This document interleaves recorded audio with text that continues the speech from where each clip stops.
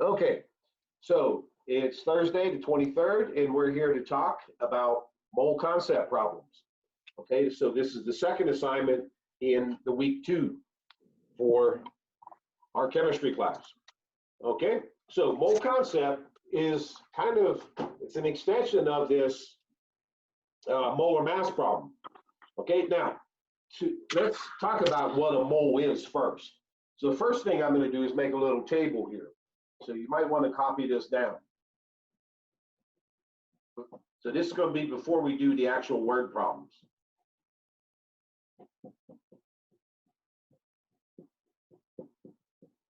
Okay, so here I'm going to put, if we have, say, a pair of something, a pair of apples, I have 2 apples. If I have a 6-pack of cans of soda, I have 6 cans. If I have a dozen marbles, I have 12 marbles. If I have a gross of pencils, I have 144 pencils. And finally, if I have a ream of paper, I have 500 sheets. Okay, so if we have something, so if you were to walk in and I said, okay, what's sitting on the table there? You could say a ream of paper. Or you could say, oh, there's 500 sheets of paper there. Or if you walk in a room and I say, what do you see sitting on the table? I see a dozen donuts. Or somebody else might see, I see 12 donuts. Just 2 different ways of saying the same thing. All right, 2 different ways of saying the same thing. All right, now, just trying to find who just checked in so I can mark them on the, okay, Mr. Fidel's back. Okay, so we can address a collection of objects by either the collective term or how many of them we have. Okay, now normally, like a collective term such as ream is only used for sheets of paper. You never hear anybody say, oh, I have a ream of marbles or a ream of eggs, but it's perfectly valid to do that. Okay, usually we reserve 6-pack for cans or bottles. No one ever says, oh, I have a 6-pack of donuts. Okay, but it's perfectly valid to do that if you wanted to. Okay, a gross is usually for like firecrackers, or if you're buying office supplies, a gross of pencils or a gross of pens.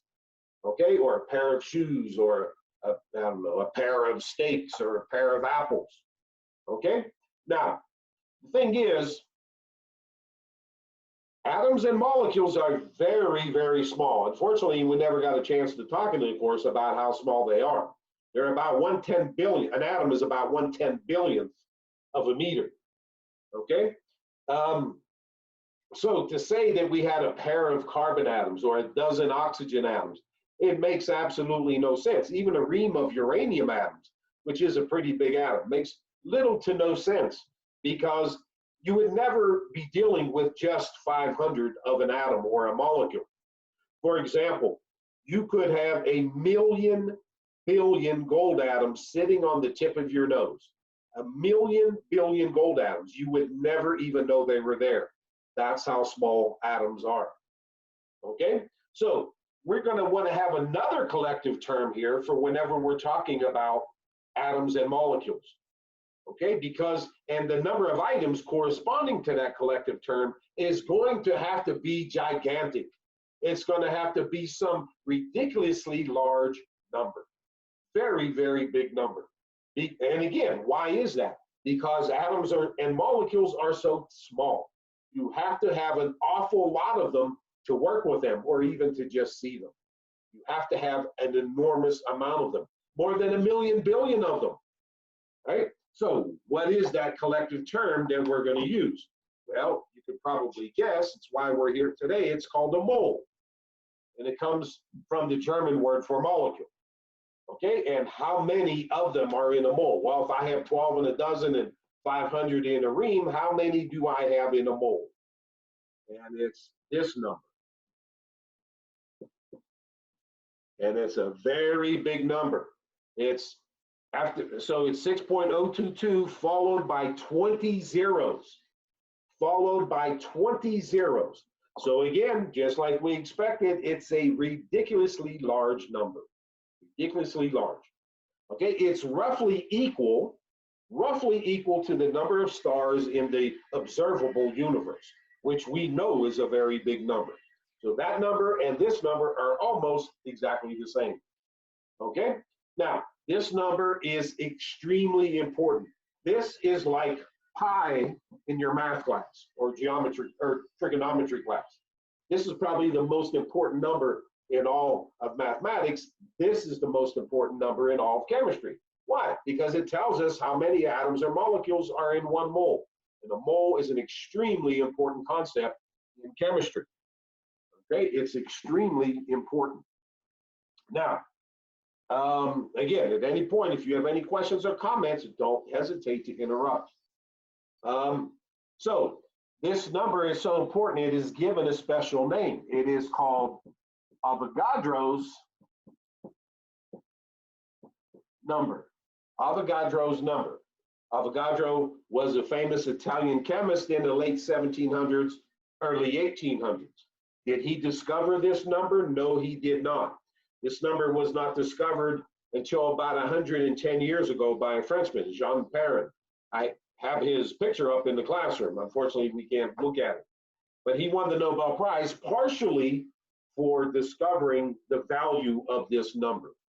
Okay? Technology just wasn't advanced enough in Avogadro's time to do an experiment to figure out what this number was. Okay? So again, Avogadro's number. So why is it called that? Avogadro had predicted that such a number would exist. There were a lot of famous gas chemists that worked with gases back in the late early 1800s. And Avogadro was one of them. There's a gas law called Avogadro's law. And he predicted that a number like this should exist. So that's why when its value was finally determined, about 70 years later, they named it after him, rather than the guy who actually experimentally determined the value of the number. Okay? So, again, a lot of students get confused, and I'm not going to give you any problems having to deal with Avogadro's number since we're on such short time. It's unfortunate. Now, again, there's always 2 ways to address a collection of objects, either by the collective term or how many of the objects you have. So again, if I had a piece of graphite sitting on the table and someone walked in, I could say to them, hey, what do you see on the table? And they can say, well, I see 0.27 moles of carbon atoms. Someone else might say, oh, I see so many carbon atoms. Okay, so you can say it either in terms of moles or number of atoms, or molecules for that matter. Okay, now, we should understand that not all objects are the same. For example, in this last column, I'm going to put mass. Okay, mass. So there's actually 3 different ways we could address a collection of objects. We could say, use the collective term, how many of the objects there are, or the mass of the collected objects. I'll give you an example here. Let's look at it at a dozen here. So we have a dozen eggs, E-G-G-S, a dozen eggs, right? Well, we could have 12 hummingbird eggs. 12 hummingbird eggs might have a mass of 12 grams. They're pretty small. We could have 12 chicken eggs, right? 12 hen eggs. Those might have a mass of, say, let's say 100 grams. And then we could have a dozen ostrich eggs. A dozen ostrich eggs might weigh 30 kilograms, right? Ostrich egg is enormous compared to a chicken or especially a hummingbird egg. So in each case, it's a dozen eggs. In each case, it's 12 eggs. But the mass of the eggs is different. The mass of those dozen eggs is different depending on what kind of eggs we're talking about. Well, it's going to be the same thing down here. If I have, well, let's stay with the dozen. If I have a dozen carbon atoms, well, the atomic mass on the periodic table for carbon is 12. So a dozen carbon atoms would be 12 times 12, 144. A dozen oxygen atoms would be 12 times 16. A dozen lead atoms, lead's mass is 207, would be 12 times 207. In each case, it would be a dozen atoms. In each case, it would be 12 atoms, but the mass would be different. So it's this last column. It's why I wrote it in a different color. This last column depends on what the objects are. Right? The first two columns do not. That's why I wrote them all in the same color. Right? It doesn't matter what the objects are. The collective term, number of objects. It's independent of what the objects are. But the mass of the objects is different. Another good analogy here is if we were to look at a six-pack. We have those little six-packs. If you have a baby brother or sister, maybe in first or second grade, your mom might give them a little soda that's just like 4 ounces or 6 ounces or something. Then you might drink a 12 ounce, and then they have the tall boys nowadays, like 18 or 24 ounces. They're all six-pack. They're all different size. They're all different size.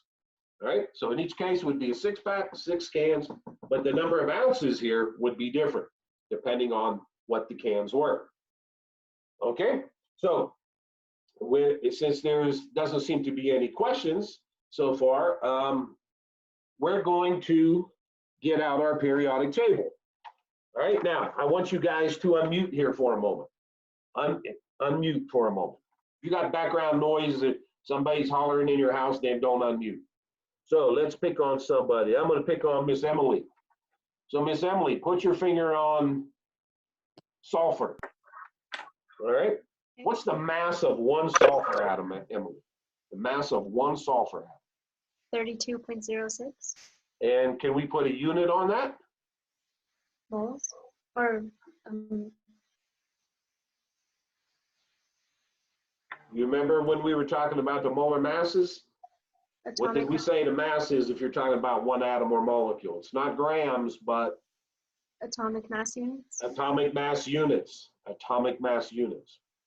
Okay, now Emily, staying with you and staying with sulfur, I'm going to ask you what the mass is of 1 mole or this many, what was it, sulfur atoms?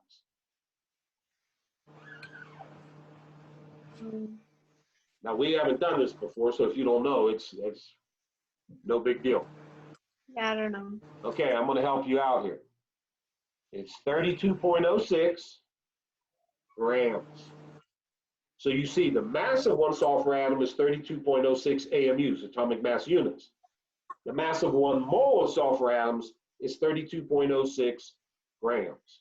Pretty cool the way that it works out that way. All right? So it's the same thing. If we were to look at, say, chromium, right, number 24, the mass of 1 chromium atom on average, because we know these are average values on the periodic table, the mass of 1 chromium atom on average is 51.996 atomic mass units. But the mass of 1 mole or 6.0 or Avogadro's number of chromium atoms is 51.996 grams. Okay? So do we understand this? All right? Thumbs up if you understand. Otherwise, we'll do 1 or 2 more. Nobody got one person understands. Couple. Okay. Okay, so it looks like a couple people are kicking in there. Right? If you want me to do, here, let's just do 1 or 2 more. As I see only about half gave a thumbs up here. So again, let's look at neon, for example, number 10 over in P block. So its mass on the periodic table is 20.180. So the mass of a single neon atom on average is 20.180 atomic mass units. The mass of 1 mole or Avogadro's number of neon atoms is 20.180 grams. So this number on the periodic table serves 2 purposes. It's the mass of one atom on average for that element in AMUs, or it's the mass of 1 mole or Avogadro's number of atoms measured in grams. Right? So it actually serves 2 purposes. Okay? All right.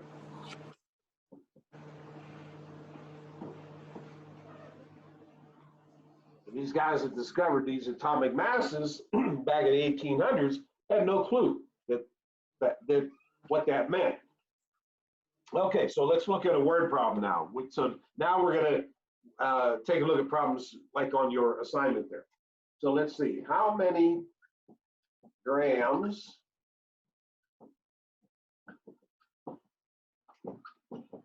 are in, let's say, 3.769 moles of iron. Okay, so this is our first mole concept problem. All right, well, let's see. The first thing, remember, with any word problem, the key is setting up the initial equation. If you can get that, it's just a matter of rearranging the equation if you need to get your final answer. All right, so it's reading the word problem, it's setting up the initial equation. So this says how many grams? Well, that sounds like X to me. I don't know. So I'm going to call it X. So I'm going to write X grams. X grams are in this many moles. So X grams is going to be equal to 3.769 moles. All right. Those two are related to each other, so I'm going to put them on the same side. Okay, again, these two are equal. Again, this is just like using a third column in that table, grams, and this is like using the first column, the collective term. Right? It's the same thing, just different ways of saying it. All right, now, the first property of every equation, what makes an equation is the left side equals the right side. The left side equals the right side, including the units. So I need to copy the units over to the other side. Grams and moles. Left side equals the right side, including the units. Including the units. So the very first thing, copy the units over. Remember, the left side I got from reading the word problem. Right now, what we're doing here is using the method of proportions. There's actually two ways to do these problems. One is to treat it as a conversion factor. The other is to use the method of proportions. Okay, I'm only going to show you the method of proportions. I use this method in everyday life all the time.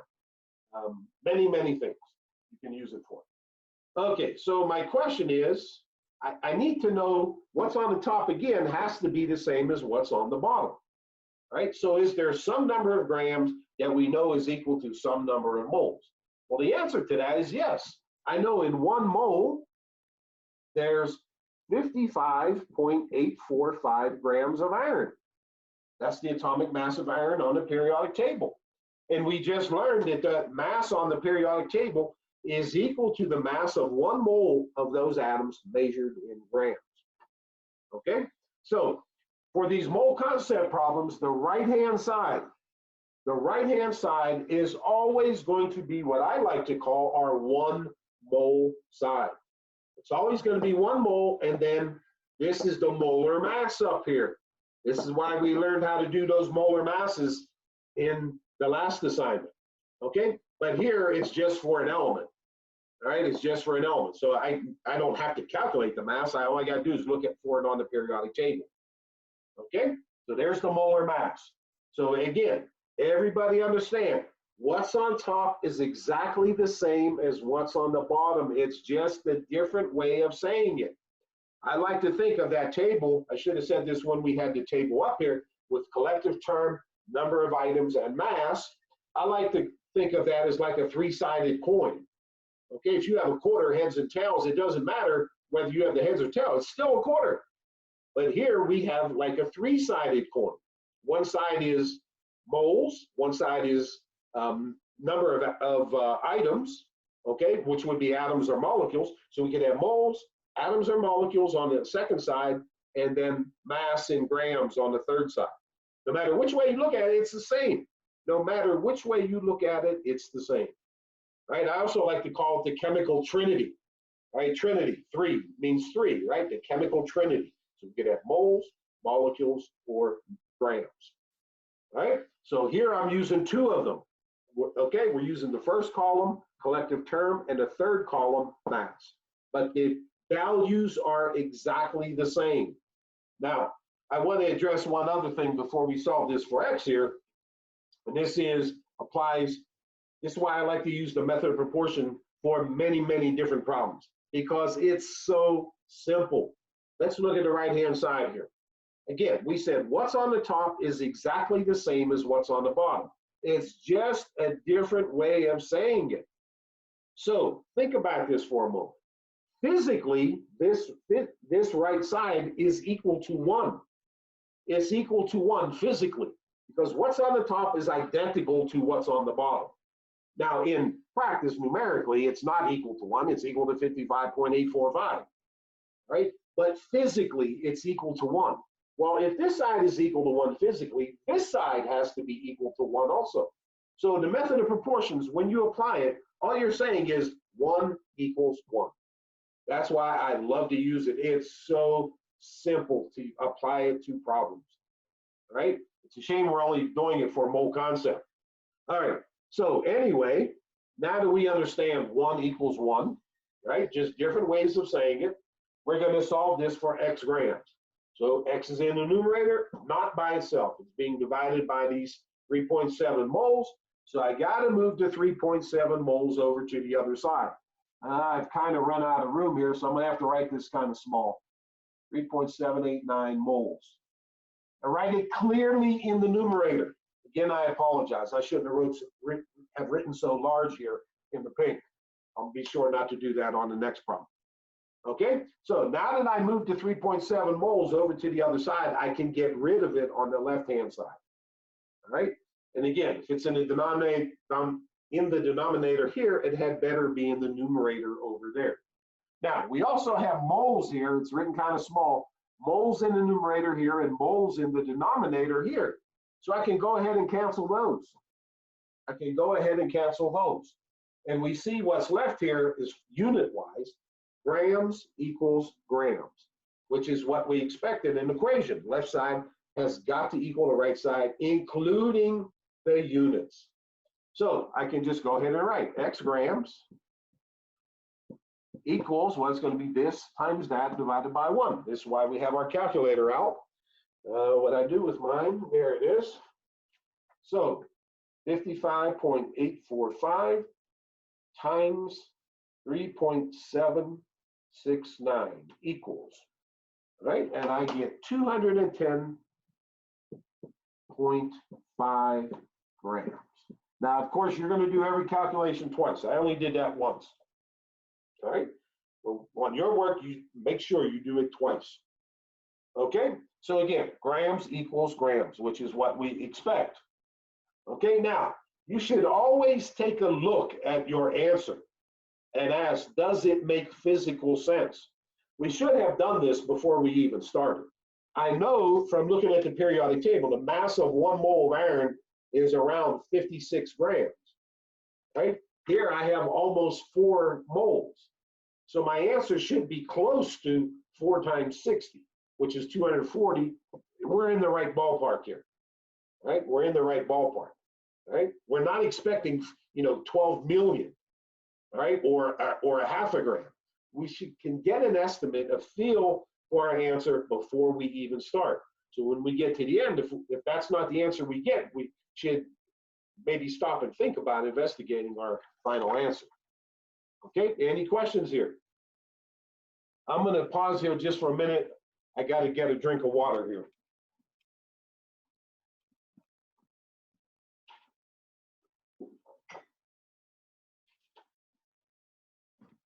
Think about if you have any question to ask before I erase that. Please think about if you have any question to ask. That's our first mole concept problem. Does anybody have any questions? Speak up. Okay, I'm going to erase and we'll move on to the next one then, after I have my sip of water here. Can you put the camera a little bit more to the right?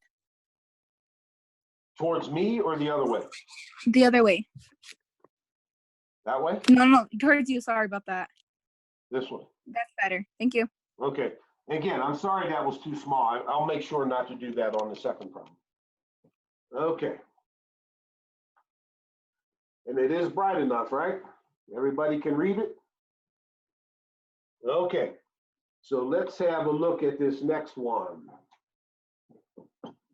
How many moles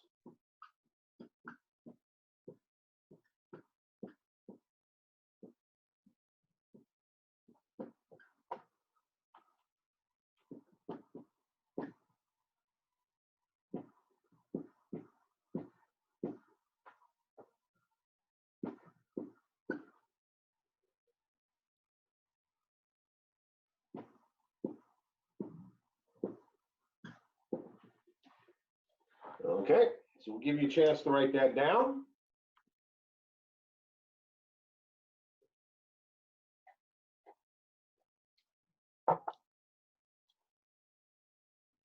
Okay. Now, we're going to read the problem and set up our initial equation. How many moles? Well, that sounds like X to me. How many moles are equal to 157 grams? So immediately, I'm going to write the grams underneath. Okay, those two go together. There's two different ways of saying it. All right, so I have a certain amount of calcium chloride, 157 grams. I want to find out how many moles that's equal to. So these two things physically are the same. Put them on the same side. Now, immediately, left side got to equal the right side. So we're going to copy the units over to the other side. All right, we're going to copy the units over to the other side. And we ask, this is our 1 mole sign. How many moles are in 1 mole? 1. How many grams of calcium chloride are in 1 mole? Well, I don't know. Since it's a compound, I cannot find it on the periodic table. So I have to calculate the molar mass, which is what we did on the last assignment. Right? Which is what we did on the last assignment. Now I should have made it calcium hydroxide. I had this from yesterday. Okay. So we're going to calculate the molar mass. So you should go off to the side of your paper or down below, and we're going to calculate the molar mass of calcium chloride. So calcium and chlorine, 1 calcium and 2 chlorines. All right. I know calcium is 35.45. Calcium is 40.078. Equals 40.078 equals 70.90. Add them up, we get 110.978. And again, I ran out of room. Grams. Grams. Make sure you write that word grams there. Okay, make sure you write that word grams. And the reason for that is, you see, you have word grams written here. I have grams here. So I know this number, the molar mass, is going to go here. Right? So now you should be able to see why it's called the molar mass. It's the mass of 1 mole of that compound. The mass of 1 mole of the compound. So 110.978. So let's get that up here in this problem. 110.978. Okay, so we have the initial problem set up. This should be a cakewalk to get to the final answer now. Okay, now, so let's take a look here. We couldn't ask this question at the beginning because we didn't know what the molar mass of calcium chloride is. But now we know that it's like 110. This number is bigger than 1, so I should expect more than 1. I should expect around 1.5 moles for my answer, roughly. 157 divided by 110, roughly 1.5. Okay, so let's go ahead and solve this.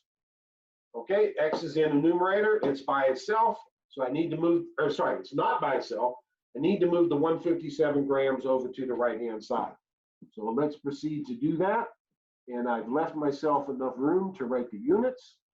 So I can cancel the grams on this side.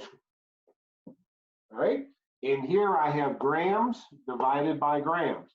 Remember, when you put this 157 over here, make sure it's clearly written in the numerator. All right. When you have fractions, you should have a clear numerator and a clear denominator. So I cancel those grams with those grams. We're left with moles equals moles. Left side got to equal the right side, including the units. So I'm going to write down here, X moles equals. All right, now just get out my calculator. 1 times 157 divided by 110.978 equals. And I get 1.41 moles. Okay. Any questions there? So this is close to 1.5, which is what we expected a moment ago.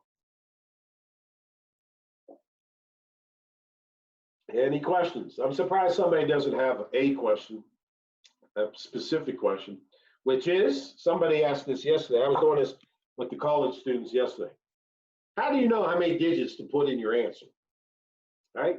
Because I think last problem we had 4, and this problem only 3. Well, the answer to that is this. Okay, I only have 3 digits in this number here, so I can only have 3 in my answer here. If you look at the last problem, I think we had 4 up here for moles, so I had 4 in my answer. Okay, and there is a set of rules. We would have learned this if we had had a full year of chemistry here. There's a set of rules for what's called significant digits or significant figures that tell you how many digits should be in your answer. But what it boils down to essentially is you look for the smallest. If you have to say 3 different numbers in the problem, look for the one that has the smallest number of digits. That's how many you should have in your answer. Okay? On the other hand, if our answer was this, all right, you would not do that. That's 3 digits. The leading zeros don't count, so you would still put 3 more after the leading zeros. All right? But you don't need to worry about that. Okay, I'm not going to mark it wrong if you have the wrong number there. Okay? But generally, that's a good rule of thumb to go by. The least number of digits in your answer in the problem should equal how many you have in your answer. Any other questions before I move on to another one here? Okay, so I think most of you could probably do this now. Again, I'm not going to give you any where I ask for how many molecules or how many atoms. Maybe if we have time at the end, for some reason my toolbar has gone to the side and I never remember how to bring it back. Okay, we still have time. Maybe we'll calculate how many molecules are in a glass of water if we have extra time here at the end. Although I'm not going to have a whole lot of free time, I still got to get ready for my college class. So let's see here. Let's change it up a little bit.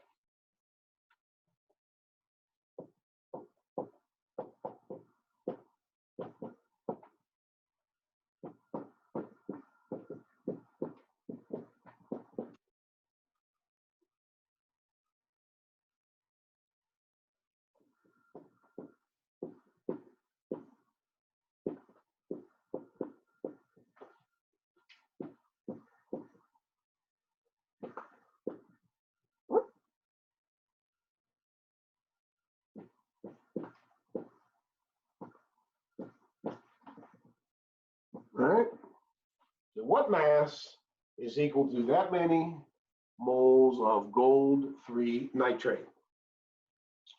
Okay, so you should know we're going to have to find the molar mass of this gold nitrate compound.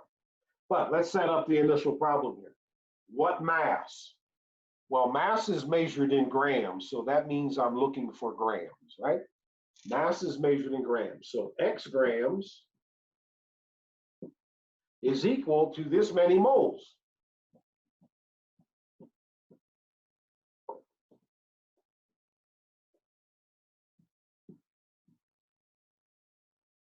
Okay. Copy the units over to the other side.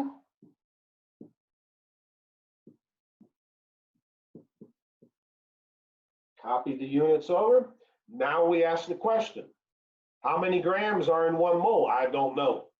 We're going to have to calculate the molar mass. How many moles are in 1 mole? Well, 1. All right, so we're going to switch to the other board, and we're going to calculate the molar mass of that gold-3 nitrate.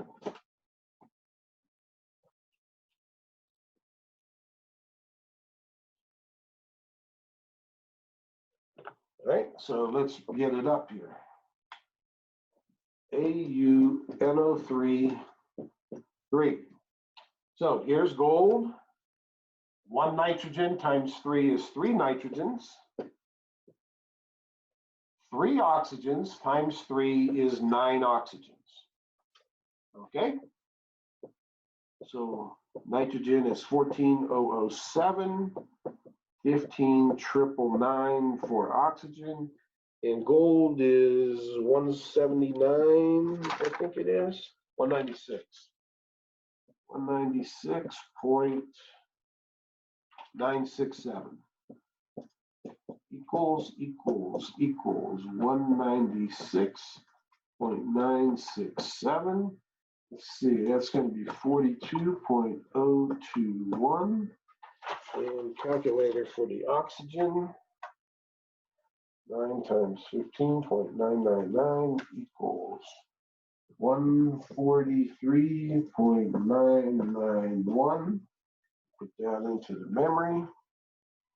1 plus 196.967 equals plus 42.021 equals, and I get 382.979. But before I write the grams in, I'm going to calculate it again to make sure I didn't make a mistake.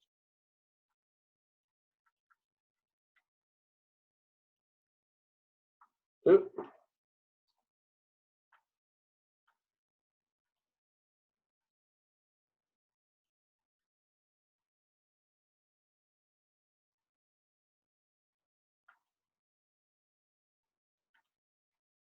Okay, that's the same answer again. So we can go ahead and write grams in here. So now you know why we did that molar mass assignment earlier in the week.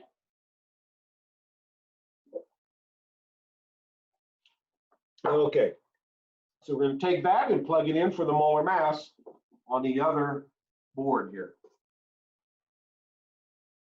All right. So 382.979. Now I'm going to put that into memory because I know I need it here. So I put it into memory. All right. I know I'm going to need it. No use in typing it in again. All right. Now, X is in the numerator, not by itself. I got to move these moles over to the right-hand side. They're going to go in the numerator, written clearly in the numerator.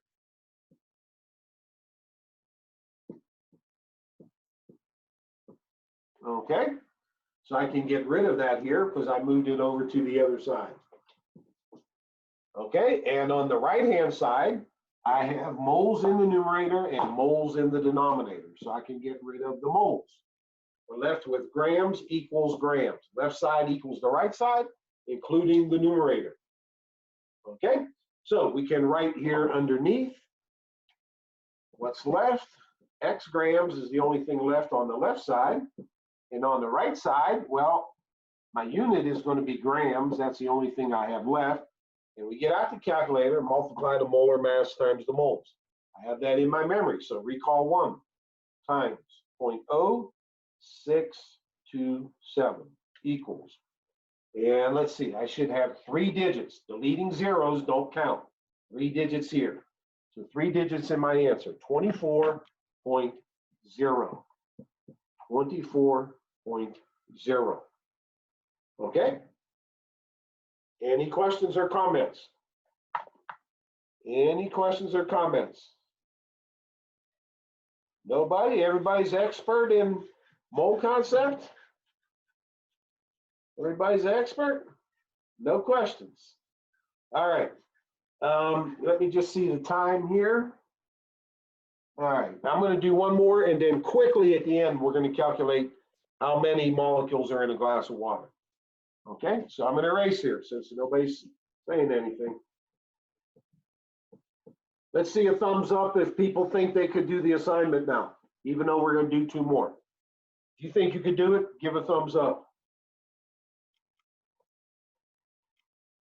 So we got a couple of us. 4, 5, 6, 7, 8. Okay, that's pretty good. That's pretty good. Almost everybody. All right, that's good.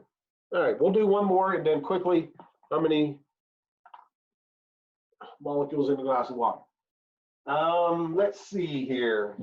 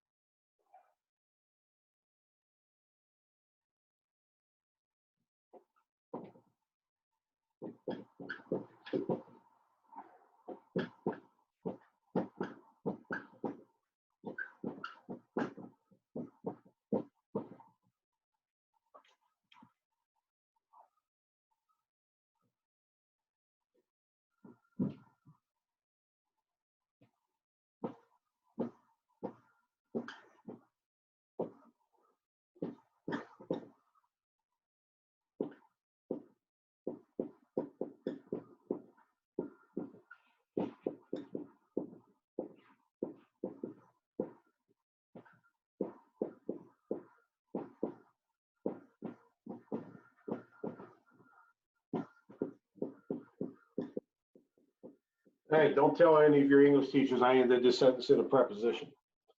All right. Should have said, how many moles does this equal? All right, but we won't worry about it, even though we're recording. All right, so let's see here. I'm looking for a question. What or how many? Because that's going to tell me my unknown. How many moles? There's my unknown. X moles. All right, are equal to this many grams.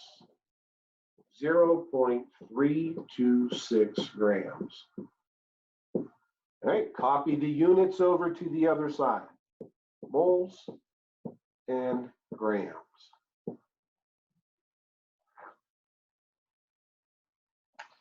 Give everybody a chance to get caught up.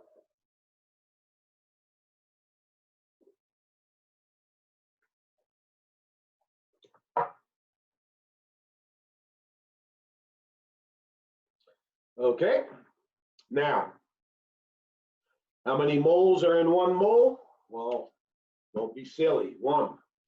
How many grams are in 1 mole? No clue. So we need to calculate the molar mass of magnesium hydroxide. Okay, so let's get the other board up here.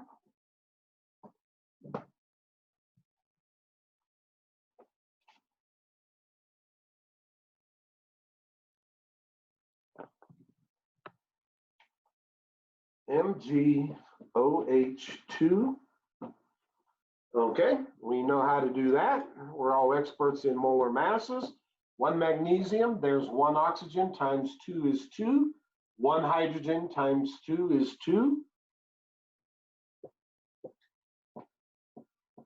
Is it 302 for magnesium? 305.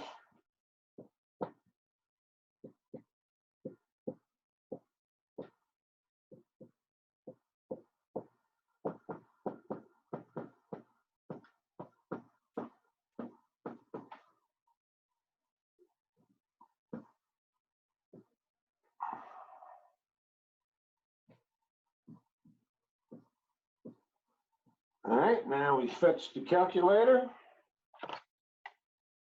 Clear. And 24.305 plus 0.998 equals plus 2.016 equals. Put that into the memory and do it again.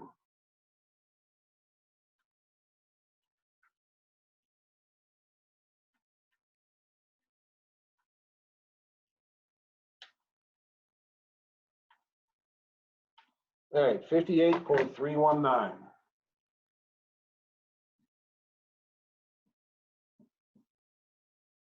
Grams. 58.319. So that's the number that's going to go into the equation on the big board. Okay, but we'll let people get caught up. Okay, can I take it away? All right, 58.319.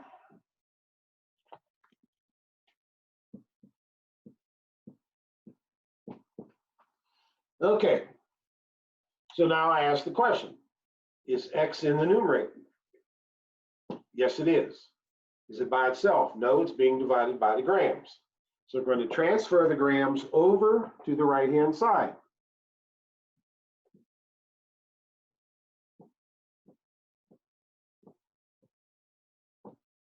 Okay. And then what can we cancel? Well, I move this over to the other side so I can get rid of that there.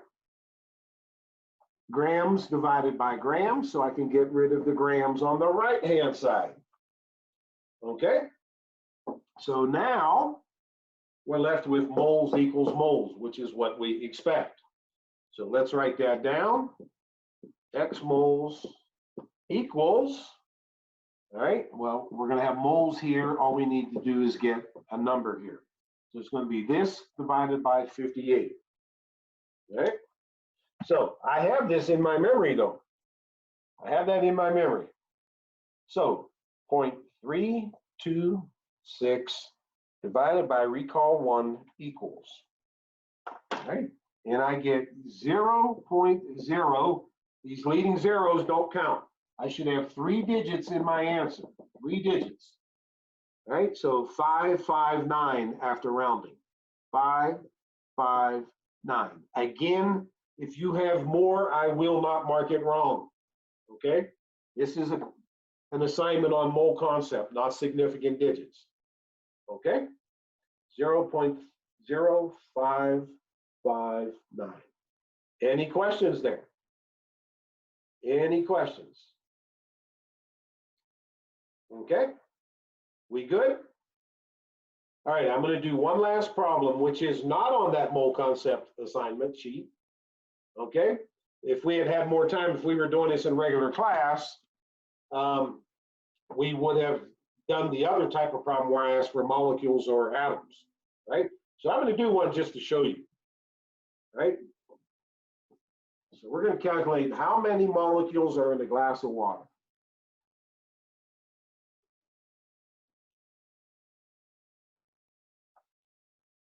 Let's see. So there's a glass.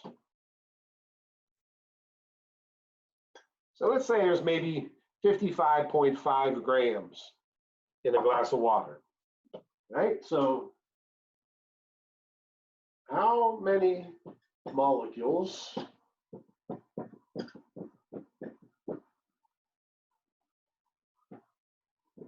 are in a 55.5 gram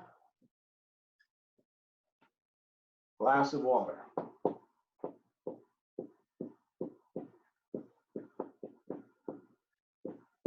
All right, that's 55.5 grams there, if you can't read it. How many molecules are in a 55.5 gram glass of water? Okay, now that seems like a rather daunting task. I mean, an hour ago, you wouldn't have the slightest clue as to how to do that. You might think, well, that's something that only some PhD in science could figure out. It's trivial. It's trivial to do that. Okay, so let's take a look. How many molecules? Well, that sounds like X to me. X molecules are in this many grams. So that's going to go in the denominator.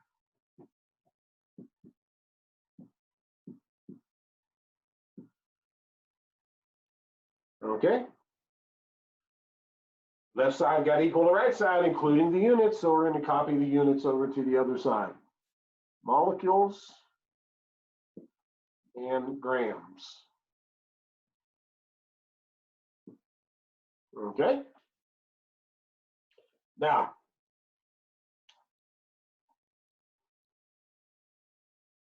let's see here. Do we know how many grams are in 1 mole of water? No, we don't. So we're going to have to calculate that on the other board. All right, so, but we can figure that out. Anybody have any idea? Let's have some participation here. Anybody have any idea how many molecules are in 1 mole? Anybody have any idea? Go back to the very beginning of today. We saw on that table, there's 12 in a dozen, right? And 6 in a 6-pack, and 144 in a gross, and Avogadro's number in a mole. Avogadro's number in a mole. 6.022 times 10 to the 23rd. Okay? Now, again, we have to go to the other board to get the molar mass of water. All right? And even though I remember what it is, we'll still calculate it out anyway.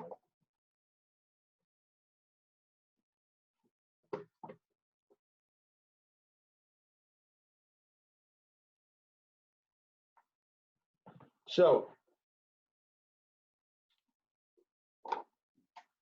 H2O, hydrogen, oxygen, 2 hydrogens and 1 oxygen times 1.008 times 15.999 equals 2.016. 15.999. All right, add them up, 18.015 grams. Right? 18.015 grams. Okay? So, we're going to put that number in on the big board. Right? Everybody good here? 18.015. Okay? So let's go ahead and proceed with that. And let's see, I'm using green. 18.015. The molar mass and the number of objects in 1 mole. Okay, remember, the right-hand side, numerator is 1 mole, the denominator is 1 mole. All right, just written in different ways. All right, is X in the numerator? Yes, it is. Is X by itself? No, it is not. So I need to move these grams over to the other side.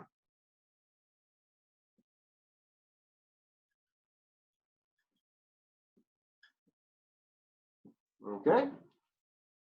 And what can we cancel? Well, I move that over to the other side.